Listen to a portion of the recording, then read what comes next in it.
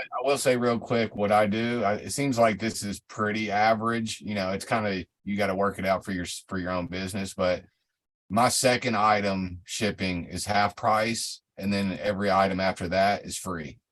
So I mean, it's just kind of however you want to work it out for your business model. Good morning, everybody. Welcome to the Wednesday morning mastermind call. We do this every week on Wednesday publicly, and the other days we do it privately in our Patreon, patreon.com/resource podcast. Today, I want to talk about what's working on eBay or reselling in 2023. And I just want to go around the horn, see what people are working on, how they're doing, and what's working. Tom Papa, you want to chat? What are you working on? And what's working or what's not working? Morning, Chris.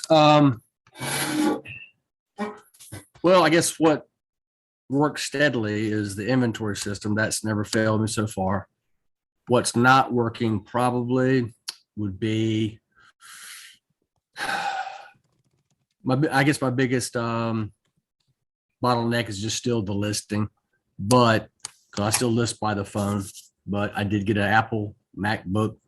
So I'm going to start doing that because I keep being told that will help speed that up a little bit. That's probably my biggest bottleneck. How long is it taking you now to list per item? Any idea? By phone, 5 minutes. Okay. Yeah, that sucks. So, but the pictures are like sub 2 minutes. Shipping, packing, sub 2 minutes. The put away is quick. It's just a listing. Okay. So yeah, let us know if you need any help setting that up, but okay. I think you won't go back. Thank you. Yep. Sally, what's up? What's working? Okay, I did a little 10-minute video of my process. Yep. And in doing so, I found out what I was screwing up. So I'm feeling really good. And yesterday, eBay snatched all but 18 of my draft bank. So I'm kind of stopped right now. So what's working is the process is getting better. What's not working is I've got to have a backup system. So I signed on for InkFrog just to have a backup. It just broke my heart because I had my draft bank built up. And is there a better way, or is there another way protecting your data in draft? I mean, what do you do? I mean, look at how many you would have on your old store. What would you do if you lost them all? Well, I think since everyone's in the kind of the same situation of drafts being lost, I think currently maybe switch all to scheduled listings. Is that there's no confirmed kill in scheduled listings? Is that right? Nobody can confirm that they've lost anything. There's been people who speculate they've lost listings and scheduled listings, and maybe they have. And eBay is not perfect, but I've been on the platform for a long time, minus the last year. And in my history, there's been a few glitches. One time they lost all the pictures, right? So one time they've lost pictures. I haven't had any listings deleted, but I have forgotten to relist canceled listings. But the draft bank issues, I think, are relatively new. I think they will be repaired. So I think in the meantime, everyone should use scheduled listings and try to schedule 21 days ahead. I know yesterday Tech went over how he converts drafts to scheduled listings, which is a good. I saw that. That was really helpful. And he also said, don't whine about it. So I don't want to whine. You asked what was going well. Well, I'll tell you something that is maybe other people want to try. Mm-hmm. I'm going back now and saying my process is not just listing, it's buying the stuff, deciding what to keep and what to fix. So I went on the shoe call and God, it was great. I picked up 42 pairs of shoes, and Nina and Isaiah helped me say, you should have picked up these. You should have walked on these. That's good. Mm-hmm. Today on Michelle's call, I have a stack of things I think I need to fix. And she's going to help me go through and say, in this case, this would be a toss or try washing it one time. So just trying to not forgetting to look at the front end of the process, not just the listing, but everything leading up to that, because time is time. And if I can save time and money by not buying the bad thing and by being more discerning on what I take the time to fix, I'm going to be ahead in the long run. Besides, it takes my mind off of my lost uh, drafts. That's true. I think right now, every time eBay has a glitch like this, it's a really good time to list because a lot of people are discombobulated and they're going to be bouncing around YouTube looking for answers instead of listing.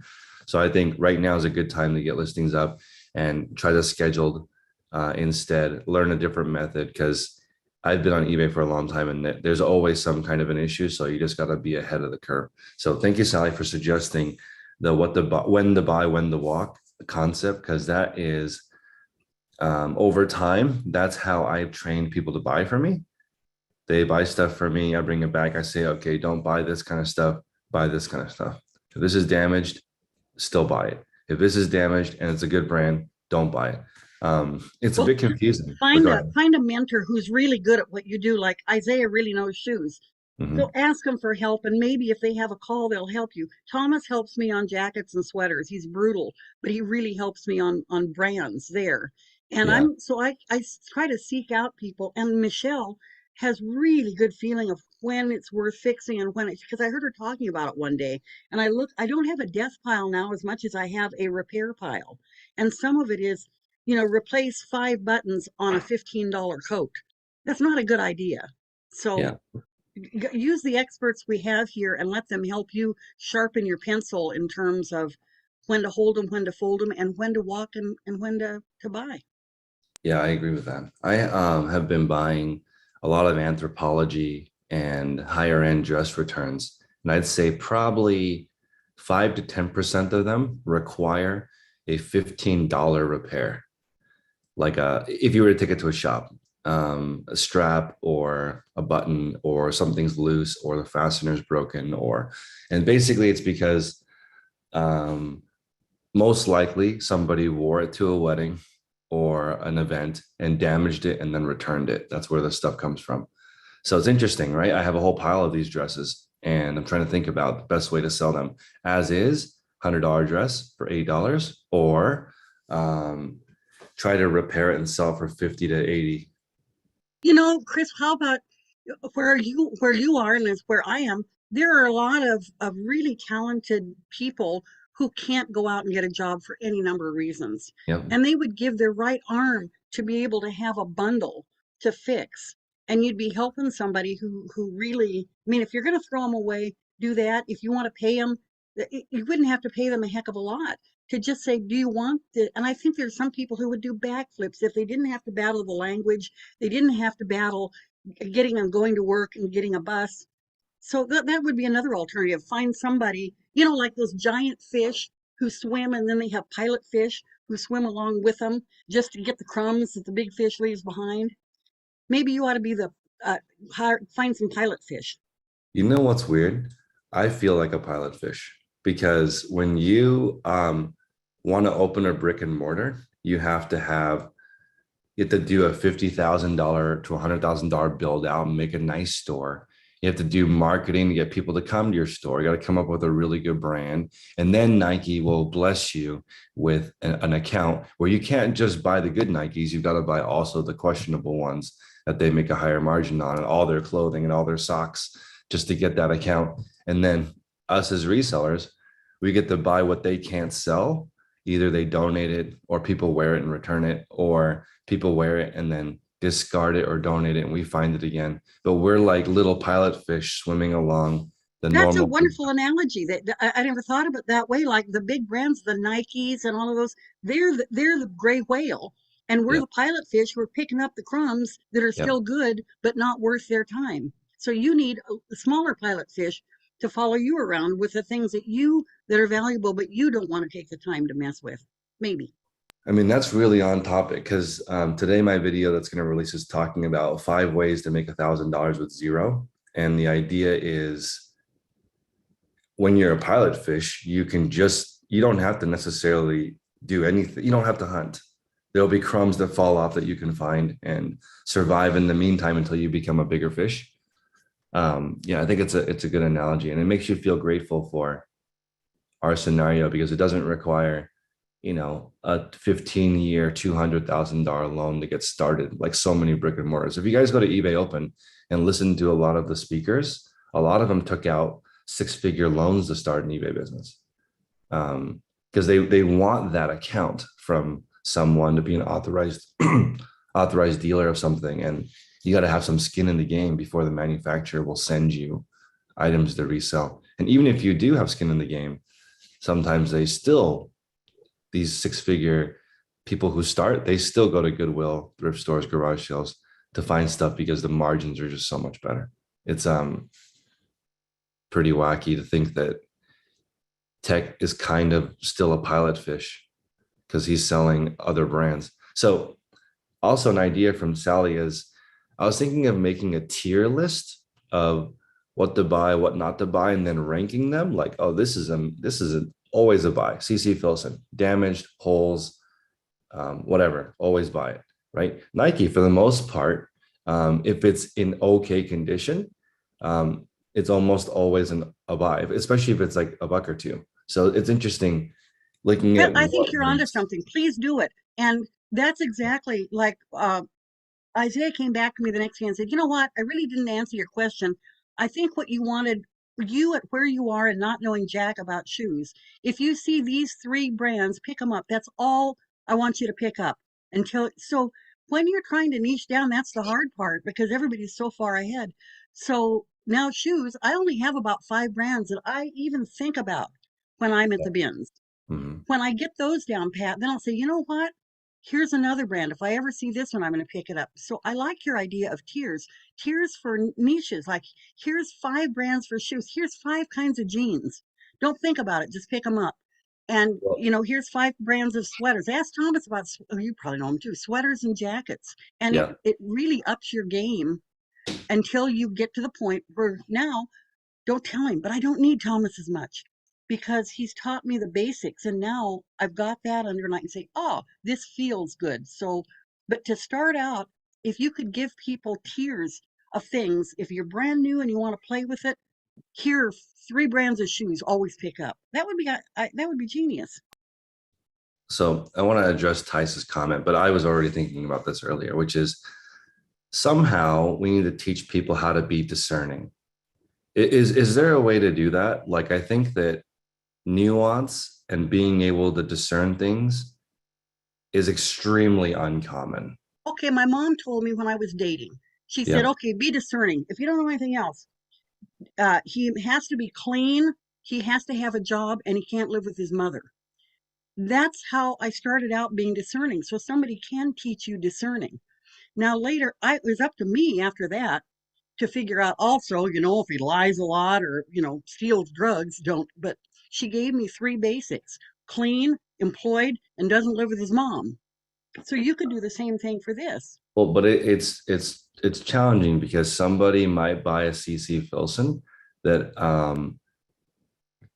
like the tag was cut off and put on an old Navy blazer, and they don't know that it's fake.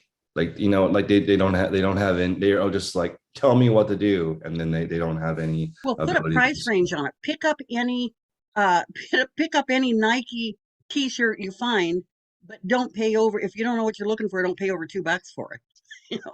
Yeah. Well, I think I want to teach nuance. It's difficult because we live in a world of instant, tell me what to do, no thinking. And we're trying to ask people to go further in, like, why do we choose this and why not? So recently, hopefully when like the last couple of weeks and all my videos this year will talk about why I buy things, and hopefully people pay attention and be like, okay, he picked this up, but it's not normally a Bolo brand, or this is a Bolo brand and he didn't pick it up. And hopefully people can start learning how to be discerning. But like sociopaths often are charming, tall, clean, well off, and you could pick one of those and be doomed. So you could, I always joke that I would only source Gucci if I could, but you could get burned big time on that brand. You could get banned. You could. You're more likely to get burned on Gucci. So you wouldn't tell a beginner, if you see Gucci, pick them up. If I see Gucci, I might pick it up if it's $1, but I'm not going to pay over about $2 because it's probably fake. And until I learn the nuance of look at the seam, look at the back of the zipper tab. But for right now, because of you, if I ever see a CC Filson, I'm going to pick it up at the bins. the risk. Look at your risk to reward, but I'm not going to pay $20 for a CC Filson right now. I'm going to pay a couple bucks. So you can't protect us from ourselves, Chris. But you can, for example, you can give me the directions on how to get to the bus station. But it's not up to you to say, look for cars when you cross the street and don't get in a car with a stranger who says they'll take you to the bus station. But you can give directions and say, the nuance is learning how to get there safely. So you can give the instructions on buying and not be responsible for how to get there safely. That's another category, like when to hold them, when to fold them, what kind of repairs are bad, how to tell a fake from a real. Those are all nuances that we build on the basic. But I wanted something that says, I'm looking at 12 bins of shoes. I could spend a day and still not know what I'm doing. I'm going to go through them like crazy, picking up those 5 that I know. And then I'll go to the areas that I'm more educated on. Well, I guess I have a question for you guys on this. Yesterday, or maybe the day before, somebody posted some Nike shorts. And I've seen these Nike shorts before because I told Tech that he had them priced wrong in his store. I'm like, hey, you have some basic Nike shorts for $250 in your store. Is that a typo? Do you mean $24.99? Because it's listed for $249.99. That seems odd for a used pair of shorts, right? But then it's sold. It's sold by now for $250, which is unusual because that means that it was a good deal. Usually at $250, you would expect someone to make an offer, but it did not. Okay, so that same pair of shorts, somebody in the group recommended, why don't you list those at $29.99? They would have sold instantly at that price because they were made for a player, right? So now, since I have now seen that twice, I've seen it priced in Tech Store, now I've seen it in a Facebook post in our group. Is the experience part going to teach you to be discerning now? So when you go look at Nike shorts, you're seeing, are these shorts that could have been worn by an NBA player? Does that work? Or do people not? How do you teach someone how to, it's not every pair of Nike shorts is the same. Is there a way to teach that? Or people That's layer 2 or 3. First one is brand. Second is nuance. When you get brands figured out, go to nuance. Then when you go to nuance, branch off into those things. I wouldn't know if some guy's name was on the shorts. I'm not a sports person. I wouldn't know if maybe that's his mom sewed it in because he didn't want to lose his shorts, But on that, like it can have the person's name on it and be worth nothing. So the nuance is like, how do we teach that? Does somebody have a comment? There might be people unmuted. If you guys have a question or want to comment, you can just raise your hand. But I'm just trying to think. You like focus it to the weekend call. You give a couple of the genes, you put in the gene call, the women's call. We can go deeper into what we talk about.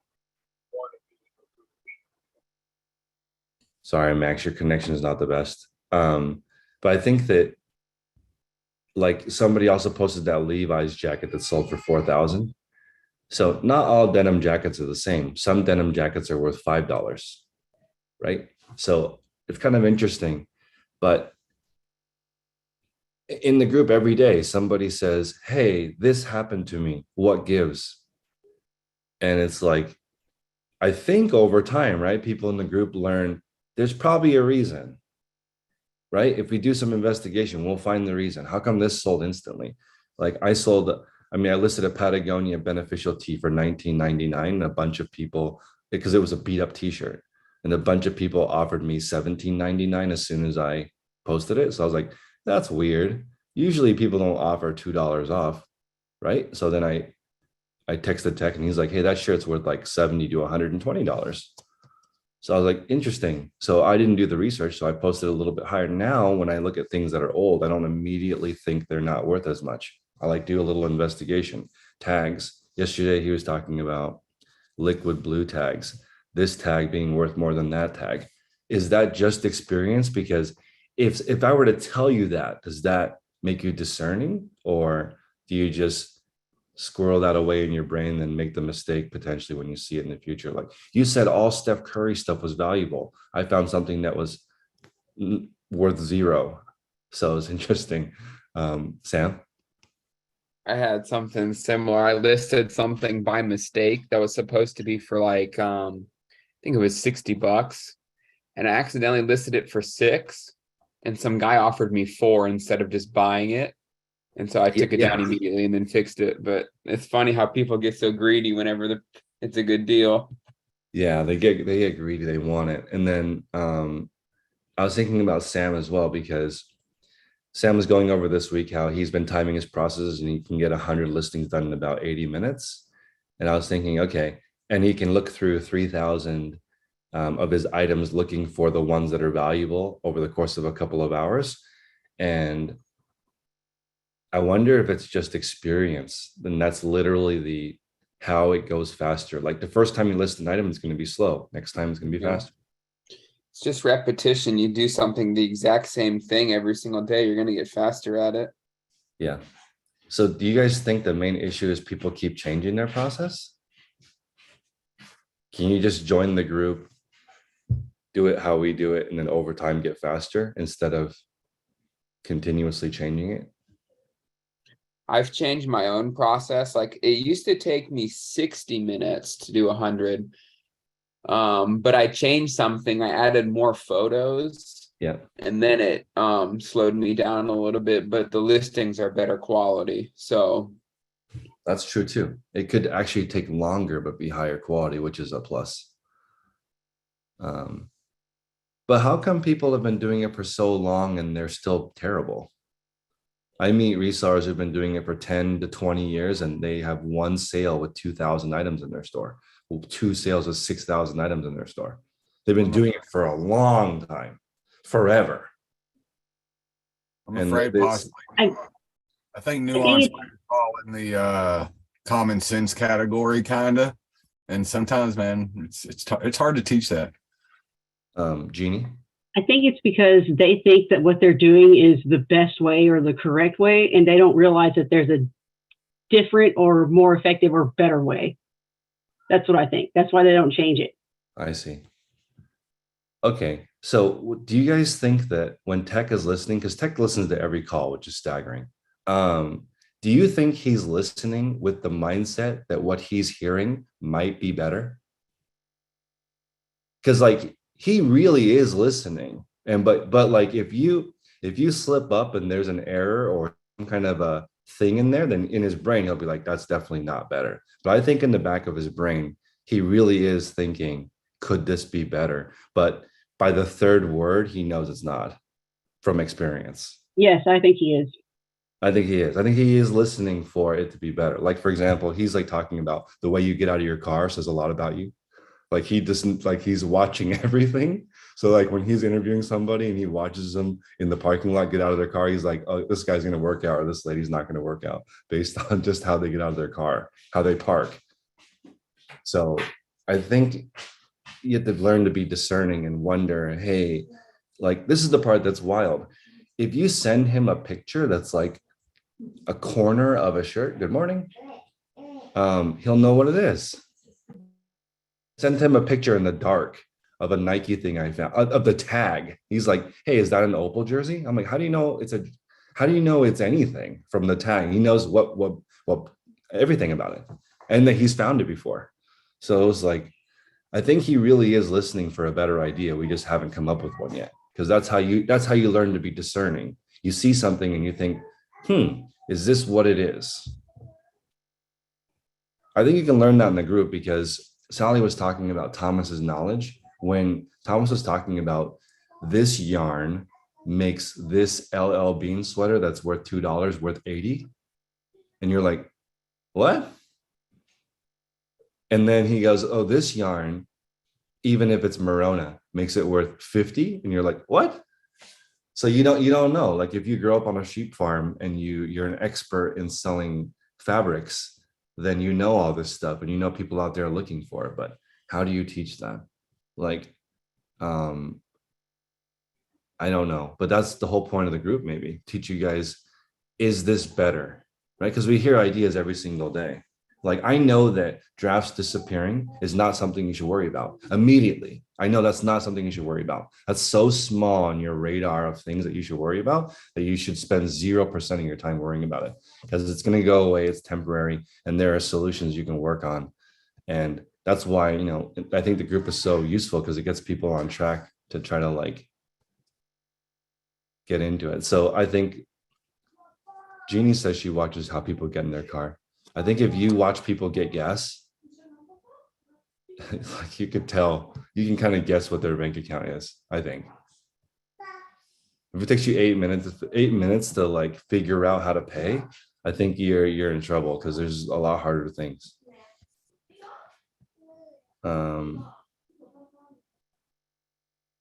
So Jen says, if you're the best at something, you're always listening is if there's something better. Ooh, I like that. If you're the best, you're always listening if there's something better. Maybe if you're the worst, you never listen if there's something better. Eleanor, what's up? Good morning. I just wanted to say what's working for me. I had some personal things that got me derailed. Still doing eBay every day. I wasn't listing as much, but I was afraid to start again because I was afraid a lot had changed. And then when I started listening again, I was like, oh, of course, it's the same thing we've always been doing.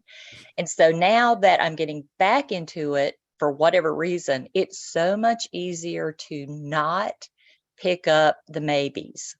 It's like, nope, nope, just sticking with this. But I just wanted to make the point that having to have been away from it and come back, it's such a relief that it's the same thing we've been doing for the past couple of years. I've been listening, and that made it easier for me to get back into it because this is what works. That's so true, Eleanor. So I hadn't taken photos for over a year. And then on on Sunday, I took pictures from my Poshmark closet. And I realized the exact same things make it slow. Setting your phone down in between every photo, that doubles the time of how long it takes versus a lanyard or a wrist strap, way faster. I noticed that the angle of how you take pictures matters. Like the more you have to move, the more it affects the photos and the comfort. Like you guys can see, Marcus has a more vertical flat lay. That's a different experience than flat on the ground. I noticed that if you don't have your items prepped to the left of you, or I work left to right, it slows you down. If you have to take any time to adjust shoelaces or readjust something for staging, it takes a lot longer. So it's almost like that's going to be the same 20 years from now. The listing process where you try to do it all in a row, that's never going to be, that's always going to be the best. From a computer is always going to be the best. And we've listened to thousands of ideas in the group and we've come up with the best already. So it is interesting how it won't change. It'll last the test of time. Katie says she's a talker, but joining this group, she's been listening more. Yeah, I still talk a lot, but the amount that you can absorb in this group is insane. Actually, maybe you can't even listen if you're talking.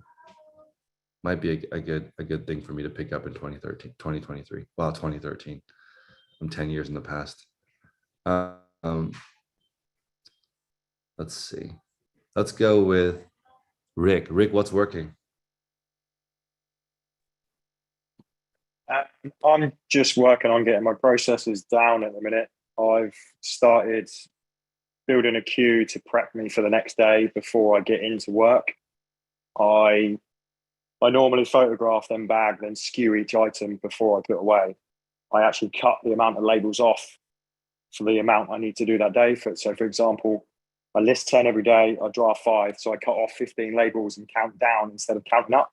I find that a much more effective way of working. I love that. That gives me an idea, Rick. What if, because people are always wanting to hire help. They want help. They want someone to assist them, right? But I haven't really heard of anybody having an assistant prep for you. Like, get all my items perfectly ready for me to photograph and list. Because if you photograph and list, you remember all the details from the photographs, and then you become an expert in listing, which means you become an expert in your niche because you know the right item specifics, the right title, the right photos to take. But like if you got to work and all your items are ready to photograph perfectly, I think that might be something that people could hire out 5 hours a week, 10 hours a week. Your friend, your cousin could actually help you with that and not screw up your store. Yeah, that could work. And So I try love to do that. idea. I do that myself at the moment. Obviously, button up the shirts. I cut off all the tags. I do everything. So this evening, I will do that ready so I can walk in tomorrow and it's ready to go. I love that. I think that's a huge thing, prepping for the next day. I love it. Landon?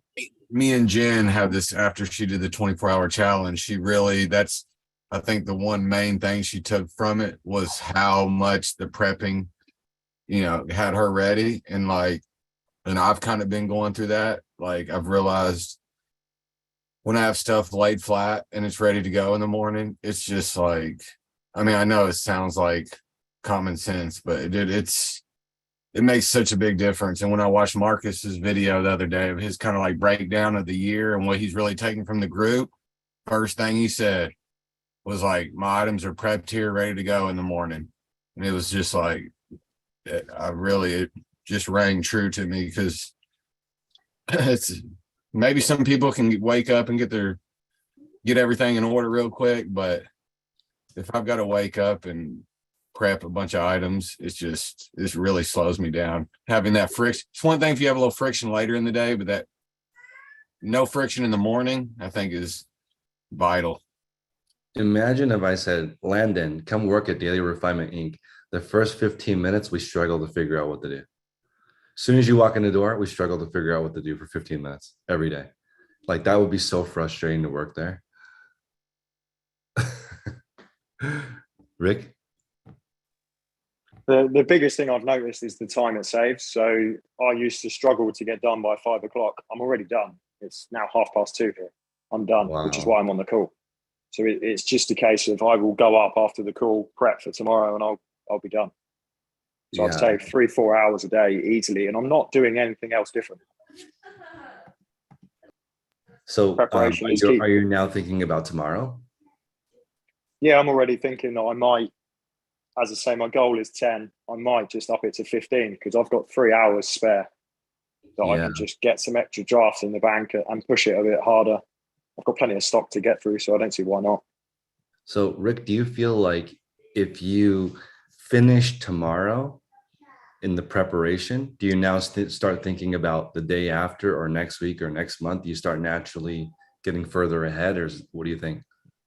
Maybe trying to take it one day at a time at the moment because you never know what's going to happen tomorrow. So I will take it one day at a time. But if I can get 2 days ahead, 3 days ahead, then it's a win. Yeah, I think so. I think maybe that muscle can be built and it can grow to a longer time. And then some people start thinking, I'm going to, not getting ahead of ourselves, but like this process has been working well for a couple of months. Maybe it'll work well for a year.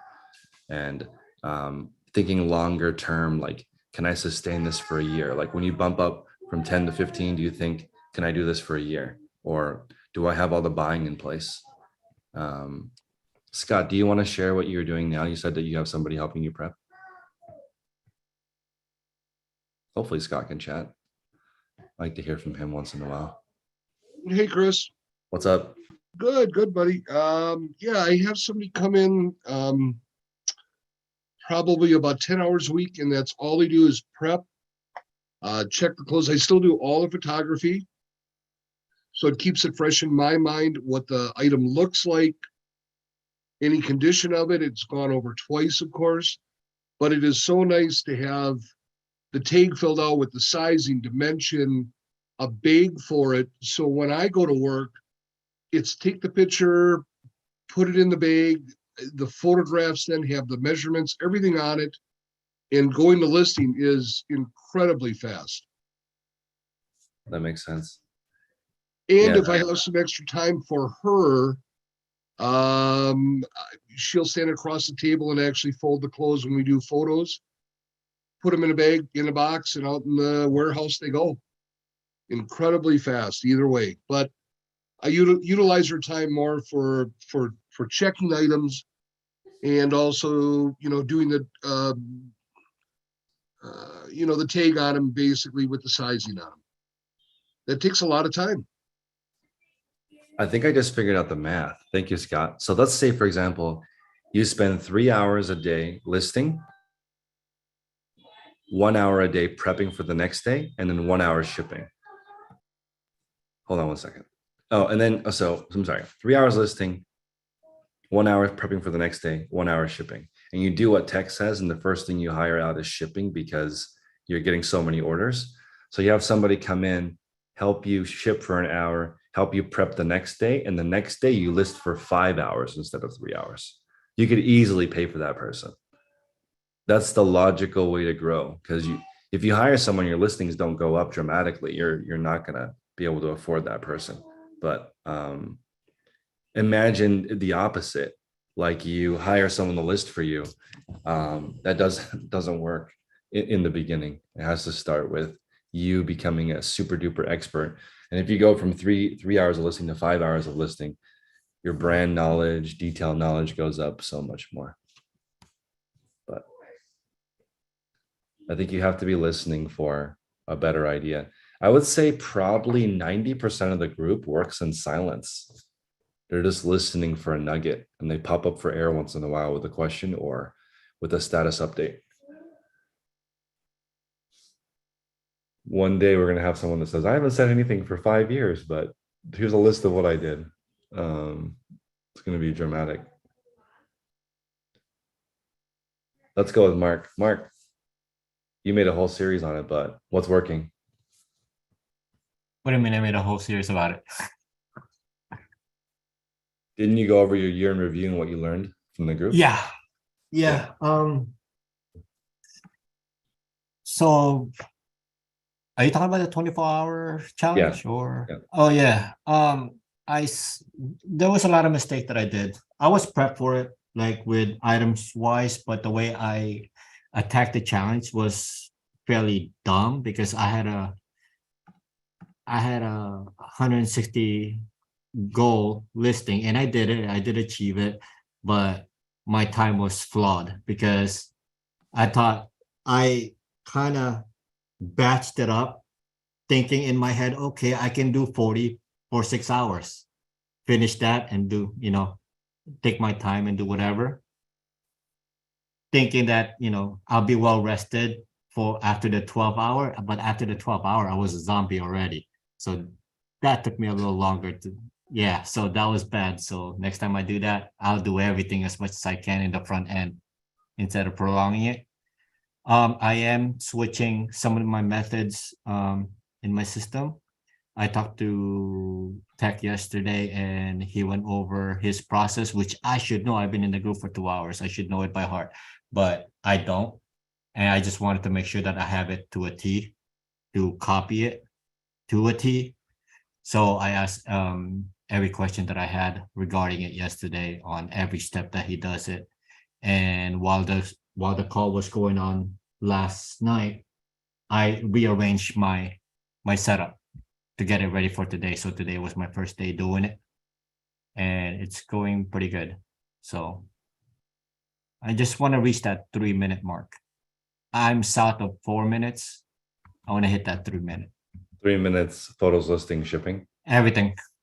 Okay, so I have a question for you guys, because Tech does 250 a day now, but he didn't used to do that, because when I met him 6 years ago, he had a lot more stuff on his plate, and he was like at 100 a day or something.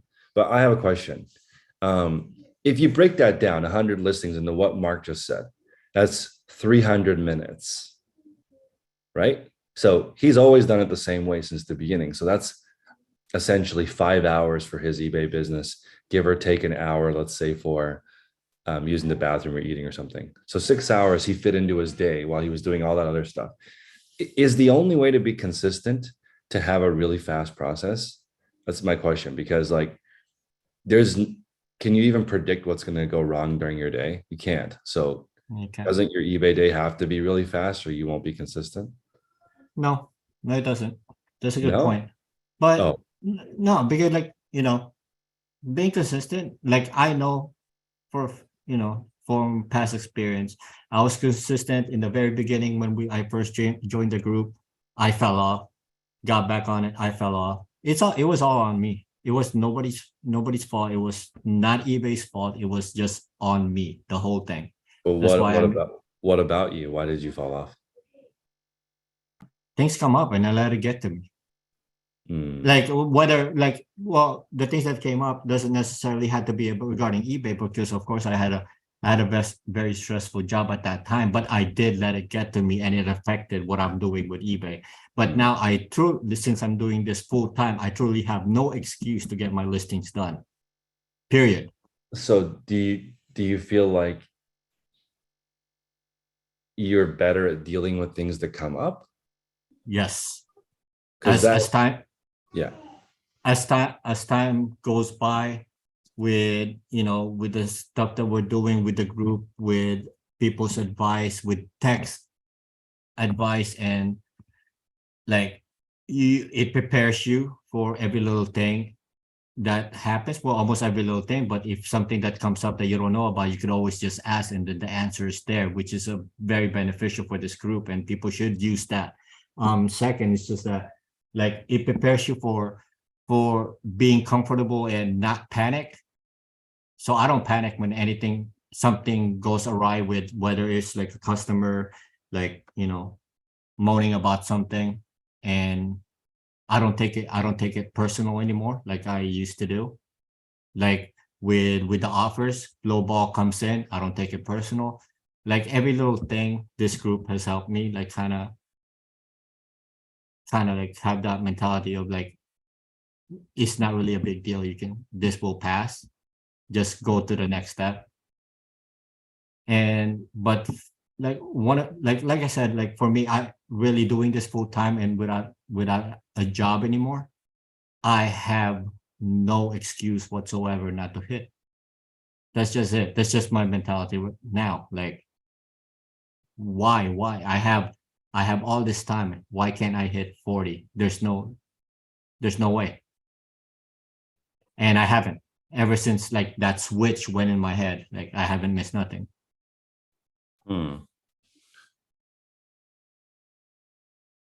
I agree with you that most of us don't have an excuse not to hit our listing goal, but we do. Jeannie is saying the best way to be consistent is to have an efficient process that you can consistently do. When it's predictable, it's easy and you are more consistent. So most definitely. It's interesting thinking about that. And this kind of goes along with me thinking that if it's fast, it's probably easy. So if it's hard, it would be more difficult to be consistent. You want to pick something that you want to make it easy. So one of the reasons that I'm switching over to exactly how tech does it is because I want to be sure that later on when I bump up on my listing that I have that time. Because from how I'm doing now with, like, let's say if for some reason I bump up to 75, maybe at the end of the year, what I'm doing now, plus going spending extra time going out to go sourcing, putting it away, package the shipping, packing orders, like, we know that everything adds up as we try to grow our store. And this will put me in a better place when that time comes.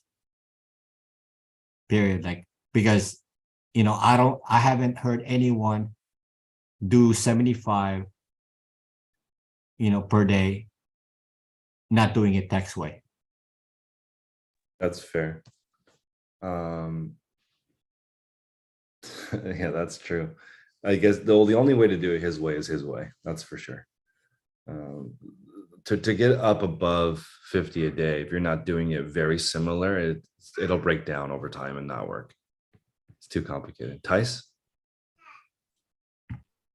Sorry, I've been in and out of the call, but Mark said something that just kind of sparked a question. It's like, how many people in this call right now does like the 75 a day on their own? Because I would love, because we know how tech does it, and we know his way is the bona fide way. But I would love to hear from other people, like normal Joes, common people like us, like how are they doing their 75? Like I would love to, like, interview style, like how are their process? Obviously their answers will probably be the same as tech, but I would want to know, like, okay, because that's my ultimate goal, to get to the 75 at the end of the year, 80 by the end of the year. But I'm like, I want to know what have their hiccups been? How has their sourcing been? Have they been able to outsource their sourcing, hire somebody out? And like, I would want to know their process. We know what tech's process was 6 years ago, but I would love to know what in this time and age. So that goes kind of back to what Eleanor was saying earlier, that even though his process is 6 years old, or it's actually, maybe it's 100 years old, if you have the same route and list the same way every time, that's how you would get to the 75 listings per day. If you have any type of variance, it reduces your ability to do it basically by 100%. If you deviate from same route every week, same way of listing every week, being an expert in your niche, and there's a lot of things that he does, but mainly being an expert and having the same listings going up that are the same quality, that's the same process as now. No one does it like I randomly do things and I still get my 75 up. Gotcha. And like, and going on with Benjamin's comment in the chat, he says like he'll be surprised if anybody was doing 75 on their own. And it's like if anybody is doing 75 and they are have help, like I would love to know, it's like what made them decide to hire help and what kind of help are they getting? Well, I think that, okay, if we break it down to how many you're doing per hour, right? So let's say you do it text way and it's 30 per hour, listing, shipping, prep, everything. So that part of it is, it's, let's just say 3 hours of listing, processing, shipping a day. That gives you 5 hours plus a day to go sourcing and find your 75 items. You definitely don't need help for 75 a day. If you wanted to get help, it makes sense to have somebody help you prep or ship first so you can get more listings up. That would be the first thing that you do. And then the sourcing part, it's so difficult to train someone to buy for you that I think people are grossly underestimating how difficult that is. It's taking me many years to get a little bit of that. So to get, like, it's difficult because we're talking, that was the whole point of today's call, which was the discerning. How do you teach somebody that buy this, but not that? That takes a lot of experience. And the answer, the closer answer is kind of already hire an experienced bin shopper, right? Someone that's there all the time, already practicing that muscle over and over again would be better at it than somebody off the street that, okay, this J Crew, awesome. That J Crew, not awesome. Like that's very difficult to teach quickly. You have to learn how to discern and figure out what, like, for example, we did this experiment. J Crew under $15, great brand to buy. J Crew over $15, not so good. Right? So you've got to find the best J Crew stuff and price it at 15 and under if you really want to move it. That would just takes time to learn. But there's no, like, okay, here's the example that Tice gave. So you do it text way and it takes you 3 minutes per listing, right? Let's say you don't do it his way and it takes twice as long. So instead of 3 hours for shipping, listing, and processing, you spend 6 hours doing the same process. Then the only way someone could do it is if they sacrifice sleep or sacrifice their family or give up things that people don't want to give up. If you want to have number one parent, number one wife, number one husband, and number one business, you have to be streamlined. And don't think of it as text way. Think of it as eBay's way. If it rubs you the wrong way, thinking of it the way he does it, that's the way actually eBay recommends it, is the way that he does it. Gotcha. And then, sorry, side note, I had to shout out Marcus because I'm watching him on the screen right now. He had a problem last week. He asked a question and then I'm seeing him right now and he found the solution. Way to go, Marcus. Yep. Landon. Man, I actually just wanted, you said something that, like, man, it just stuck in my head because I've never really looked at the two as a comparison, but you were talking about use the terminology like running a different route, just talking about switching up your eBay store and doing different things. And I used to drive for FedEx, and I worked at loading boxes at UPS. I worked in that little business for a while. The worst thing you can do, like the worst day you can have as a driver, is to have to run blind. And basically all that is you're running a route you've never ran before. That's like the worst thing that could happen to you when you're a driver. And I mean, I remember when I used to drive, I had to run a blind truck. It's like before the day you come in, the second you find out, it's just like, man, the whole day was already hard and you hadn't even started. To where if you were running, once you earned a route, it wasn't a month, into it, you would already know the first street, like the house number at the beginning of the street and the end of the street and where every street was. It was just like the muscle memory was so much. How to kind of keep that in mind in my eBay business. When people change route, they often get in accidents. Like, oh, I took a different way home from work that day, got in an accident. I lost my job. Honestly, I don't talk about it a lot, but at FedEx, because I wrecked running a blind route of like businesses and suites. So not only do you have to find the address, now you got to find the suites and stuff. And they're really good about over pushing you. And I mean, it was obviously my fault, but it was in a rush, looking at my scanner and trying to do trying to complete the impossible, doing a whole day I'd never done.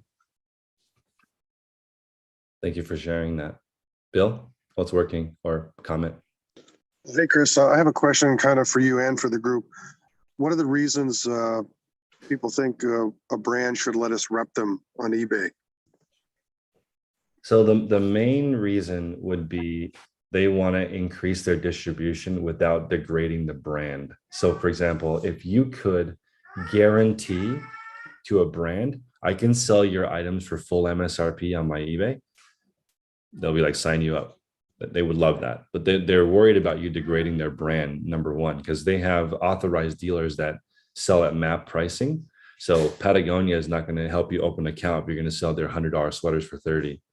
Like, you would have to convey to them that you have Bill's Outdoor brand and you have an awesome brick and mortar and a following, and like you have an awesome reputation for being good for the environment. And then they open that door to you. Like, they don't just open it to anyone. Like, definitely not somebody in their garage on their kitchen table. That's not who that person is not going to protect the brand. You even see like there are retailers that violate MAP and lose their account. Like, you just because you get an authorized doesn't mean that you keep it. That's the part also. Like, you have to maintain that level of excellence. Otherwise, you're ruining that brand. That's what's so interesting about, I'm going to give you guys an example. The brand Sanctuary. If you guys sell women's clothing, Sanctuary used to be an amazing brand. Okay, but now it's worth nothing because they sold too much of it. They discounted it too much. It was available at Nordstrom Rack for $9. So now nobody believes the $120 price tag anymore because it was ruined by resellers. So the brand's worth nothing now. It can't recover. There's too much of it out there for $9 free shipping. Can you think of any other reasons besides the first one? Other reasons why a brand would let you sell their items. I think they're just looking for volume and reputation. Anybody else have any ideas? Why, Bill, what do you think? Why would someone let you sell their brand? Well, I think you hit on the two main ones.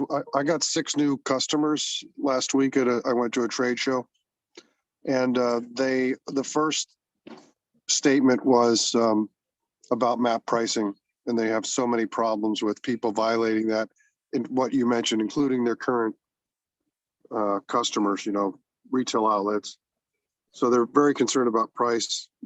A lot of them have had many problems with Amazon, and they didn't want to really get into all the problems, but I think I know what the problems are because I sell on Amazon too.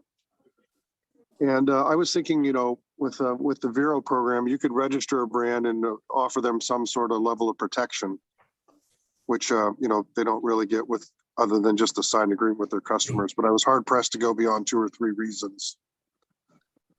So Bill, here's an interesting idea with that, with map pricing. Here, there is a TV store called Video Only. They only sell TVs. I think it's interesting. So it says, the commercial on TV says, if you don't call us, you'll be sorry. That's the radio ad, right? So I'm like, okay, I want to buy a TV. I called them and they're like, okay, so we can't violate map pricing essentially, right? So our price is the same as Costco or Best Buy. But if you come in, we will give you a better deal, right? So I went there and they have their own coupon, the video only coupon. So I went there and they gave me a $200 coupon essentially off of the lower than Best Buy or Costco or any of the brands. And the way they were able to get that is they gave Samsung and LG or whoever the distribution channel a guarantee that they would spend X amount of money on advertising. So like they're on the radio all the time here in the Bay Area, and you go buy a TV and it's always cheaper than a big box store and they have really good warranties, whatever. It's a good store. I like them, but they violate map pricing. So I think the only way they're able to do that is they're guaranteeing some kind of exposure, and maybe LG and Samsung, they sell way more TVs because of this place. I don't know how else they're able to do that. I feel like every single person violates map. It's very possible. And the other thing that people were concerned about was, well, a lot of people had preconceived notions about eBay.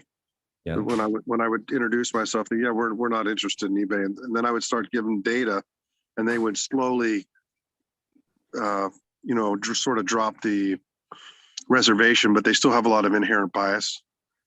There were many customers that, or many opportunities rather, that people have their own website and that they find out that they have to invest so much money, but they just don't want to handle when they're in the wholesale business, they don't want to handle sales of 1, 2, and 3 items.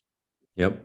So they're not geared to that. So that was a way that I was able to open the door with some other folks. But I was curious if the group had any other ideas that I could use as marketing. Carl is saying this is why Velcro USA protects its brand with such tenacity. Yeah, I think all brands are trying their best to protect it doesn't take very long to ruin a brand. And it takes decades sometimes to build a brand. Jen? Kind of tagging on to this topic, do you think that as time goes on, let's just play it out 10 years, not that we need to have an answer, but do you think it's going to become essential as brands tighten up on who can sell that we have some form of brick and mortar? No. I mean, I'm just thinking Levi's is a perfect example. I mean, the new with tags thing. I'm thinking even handbags, Coach and their buyback program. I heard rumors the other day that Fossil's doing the same thing. And, I mean, this does affect me, not right away, but down the road. I mean, no, I don't think any of us need to open a brick and mortar. There will always be a secondhand market forever. This is very unusual. We just have to stay in the group and look at the BOLO list and weave and bob out of the way when brands become, like, for example, Allbirds was mad for a minute, but now they're not. So like just got to be up with the times and adjust and move around and nuance. And do we have any data on how well that buyback program is working for like Levi? Not that I know of, but I'm assuming. No idea.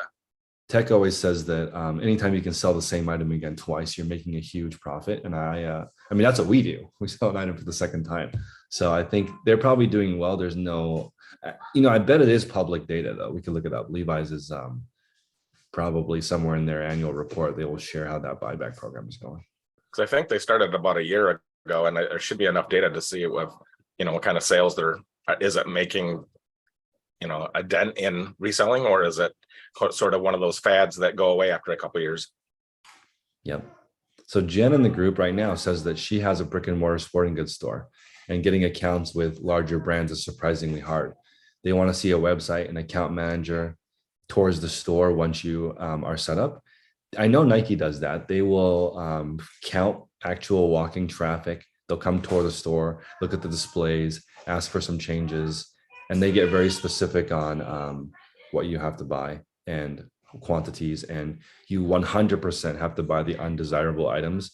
And I think that is the key to buying. So Tice was asking like how to get 75 items a day from a buyer, you have to buy some of the undesirable items.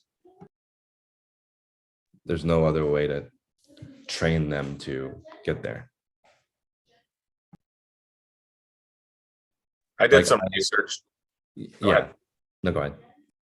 I was just saying, my line of my clothing that I sell, my brand, and I did some research on what you'd have to do to get some kind of agreement with them, and they're looking for minimums of $15,000 buy-ins and things like that. And they even had their agreement that I mean, this could be old information because it was just sort of anecdotal, but it was you had to have certain square footage in your store to display the stuff, and a certain minimum. I don't know if it was monthly, quarterly, or what, but so then I started digging a little deeper, and I was seeing some of my competitors were saying, I just looked through their feedback, and some negative feedback. They were saying, hey, I'm on eBay. Hey, I'm an authorized seller of this. And I was like, how does this guy get an authorized seller if he's just an eBay seller? And so I did a little more, and I'm pretty sure he has a sporting goods store. So he would probably just order extra, and then that's how he opened his eBay store. Yeah. It's possible that his invoices allowed him to have that tag too.